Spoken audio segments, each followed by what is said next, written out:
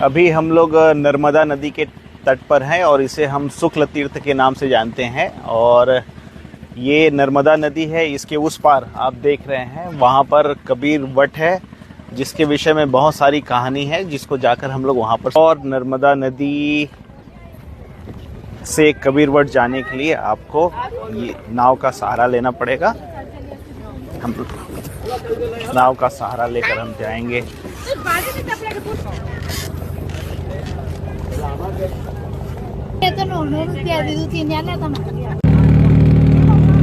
ये कबीर वट की ओर हम आगे बढ़ रहे हैं।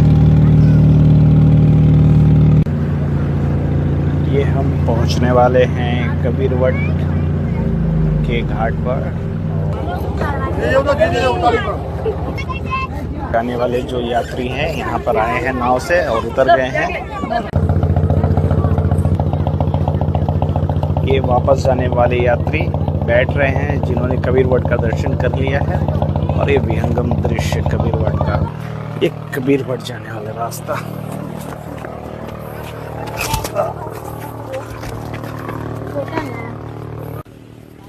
तो अभी हम हैं भड़ूच जिले के कबीर वट में। और कबीर वट के विषय में कबीर पंथ में एक कहानी आती है, जिसमें तत्वा और जीवा दो भाई थे। वो जाति से ब्राह्मण थे और उन्होंने यहीं पर ही एक सूखे बरगद की डाली को गाड़ दिया था। और उनका प्रण था कि जिस महापुरुष के चरण की चरणोदक से वो हरा हो जाएगा, वो डाली बरगद की डाली हरी हो जाएगी, उससे वो दीक्षा लेंगे। वो निराश थे, परेशान थे, क्योंकि बहुत सारे संतों के चरण को धोकर उन्होंने उनके चरणामृत को डाला, लेकिन वो जो बट का डाल था हरा नहीं हो रहा था। इसी यात्रा के दौरान कबीर साहब भड़ूच जिले में आए और उनको पता चला कि दो भाइयों का ये प्रण है। तो वो यहाँ पर आए और जब उन्होंने तत्वा और जीवा ने उनका पैर धोए और उस जल को उस पे डाला तो वो पेड़ हरा हो गया। उसके बाद वो शिष्य बने। आज भी उसका प्रमाण है, जिसको आप देखेंगे इस वीडियो के माध्यम से, कि कैसे वो जो कबीर वट है, जो आज तक करीब 625 साल पहले उनकी कृति थी, वो आज भी जीवित रूप से एक वृक्ष के माध्यम से यहाँ पर है। तो आइए हम सब चलते हैं वहीं पर जहाँ कबीर वट आज भी वर्तमान है। ये कबीर वट दूर से ही दिखाई दे रहा है और ये एक तरह से ये नर्मदा का टापू है और दो तरफ से नर्मदा ने इस जगह को घेर रखा है और यहाँ पर बहुत से यात्री आते हैं। ये है प्रवेश द्वार। और कार्तिक पूर्णिमा को प्रति वर्ष यहाँ पर मेला लगता है, 3 दिवसीय मेला लगता है, जिसमें दूर दूर से कबीरपंथी संत भक्त महंत पधारते हैं और इसकी महिमा को देखते हैं। और ये आप देख रहे हैं कबीर वट का प्रवेश द्वार और हम चल रहे हैं। यही वो वट है, बरगद का वृक्ष है, जो कबीर साहब के कृपा से कह सकते हैं, कबीर साहब के आशीर्वाद से, कबीर साहब के प्रताप से ये वट वृक्ष पुनर्जीवित हुआ था। और आज ये इतना विशाल वट वृक्ष है, जिसकी मूल डाल कहाँ पर है ये कहा नहीं जा सकता। ये काफ़ी बड़े क्षेत्र में फैला हुआ है और आप देख सकते हैं इसकी विशालता को। ये आप देख सकते हैं, ये इसका प्रवेश द्वार है और यहाँ से शुरू होकर ये हर जगह इसकी शाखाएं प्रशाखाएं फैली हुई हैं।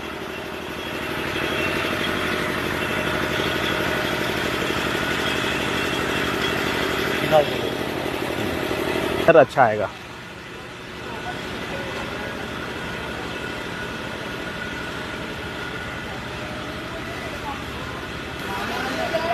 तो आप देख रहे हैं ये बरगद के विशाल डालियाँ, कबीर वट, जिसको आज हम देख रहे हैं। और ये नर्मदा के तट पर है। नर्मदा के तट पर है एक कबीर वट अमरकंटक में है, जहाँ से नर्मदा शुरू होती है। और नर्मदा के तट पर ही गुजरात में कबीर वट है और एक कबीर वट वहाँ, एक कबीर वट यहाँ है। तो कहीं न कहीं एक समानता है कि यात्रा के क्रम में कबीर साहब ने उन चीज़ों को प्रवाहित किया था। और आज हम देखते हैं इस जगह पर आकर हम महसूस कर सकते हैं कि ये जो बरगद का विशाल पेड़ है वाकई काफ़ी पुराना है। और आप इधर देखेंगे कि वो जो एक बाउंड्री बनी है उसको, उस सीमा को भी ये पार कर चुका है, उसके बाहर भी है। इसकी मूल जड़ कहाँ है इसका हम अंदाज़ा नहीं।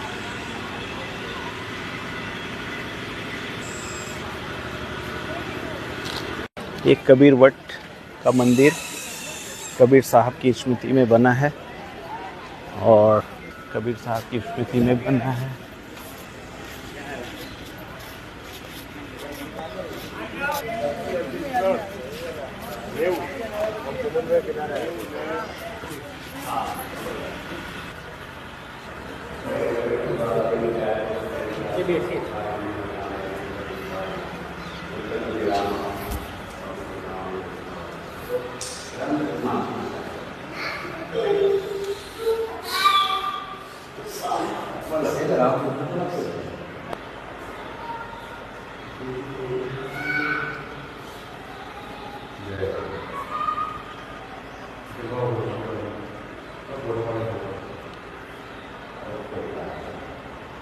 जगह उद्धार करने लगे सतगुरु कबीर साहेब यही गुजरात की तीर्थ भूमि पर आए थे।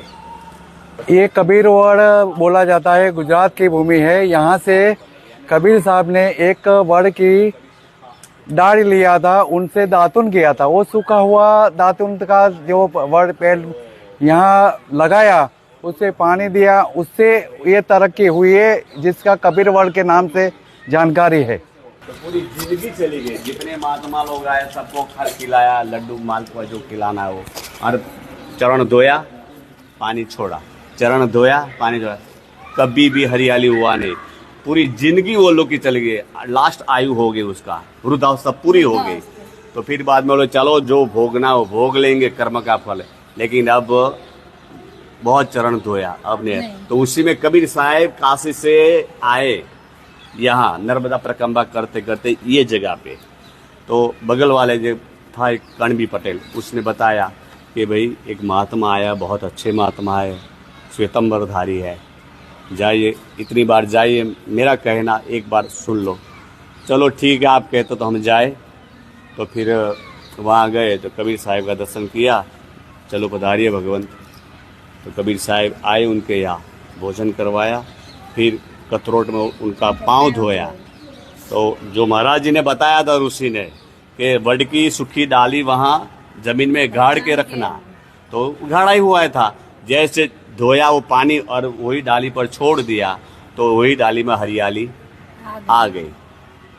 और वही ये पूरी प्रसादी है ये।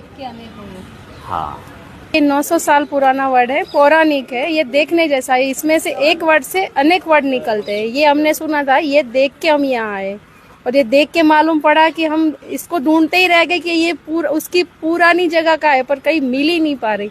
ये इसकी एक कथा है। तो है और क्या इसका है? हाँ, यहाँ जीवा और तत्व नामना दो भाई रहते थे। उनको गुरु करना था એટલે બાયણામાં વડની સૂકી દાળ રોપી દીધી અને કોઈ પણ સંત આવે એનું ચરણામાં ધોઈને સૂકી દાળમાં પાણી રેડે। જો લીલા પાંદડા થાય એમને ગુરુ કરવા એવો નિયમ લીધેલો। એવા ઘણા વર્ષો વીતી ગયા પણ લીલા પાંદડા ના થયા એટલે બંને ભાઈઓની આસ્થા ઓછી થઈ ગઈ કે હવે કોઈ સંતમાં રહ્યો નહીં। પછી સંતો પણ ભેગા થઈને વિચાર કરે કે આ તો આપણે પરીક્ષા કરે છે, તો કેવા સંત છે જે પાવન કરી શકે। એ કાશીની અંદર કબીર સાહેબની બહુ જ ચર્ચા ચાલતી હતી એટલે બધા સંતો કાશી જઈને કબીર સાહેબની મહિલા અને વાત કરી કે ગુજરાતની અંદર ભરૂચ જિલ્લાની અંદર સુકલતી કરીને ગામ છે, ત્યાં બે ભાઈ એવી ટેક લીધી છે, તો અમારો કંઈક ઉદ્ધાર કરો। તો કબીર સાહેબે કીધું સારું જાઓ હું આવું છું। ત્યાંથી પછી કબીર સાહેબ અહીં આવ્યા, એનું ચરણામાં ધોઈને સૂકી દાળમાં રેડ્યો તો તરત લીલા પાંદડા। ત્રિદાનનો આ કબીરવડ કહેવામાં આવે છે।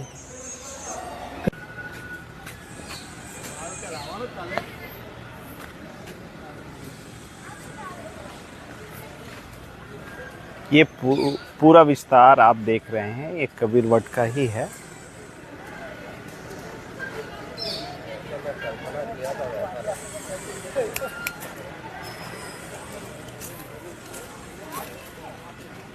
बहुत दूर तक विस्तार है।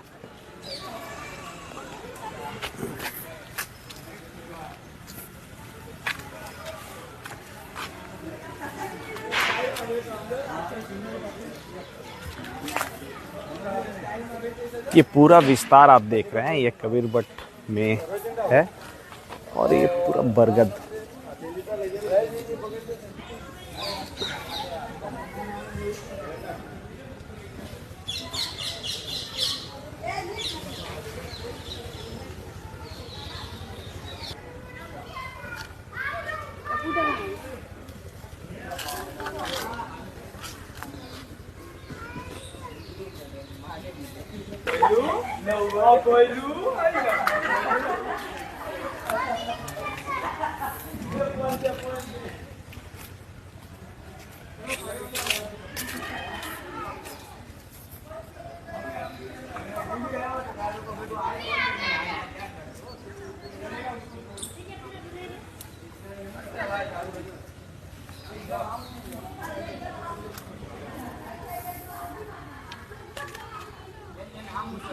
विस्तार आप देख रहे हैं, ये कबीरवट में है और ये पूरा बरगद।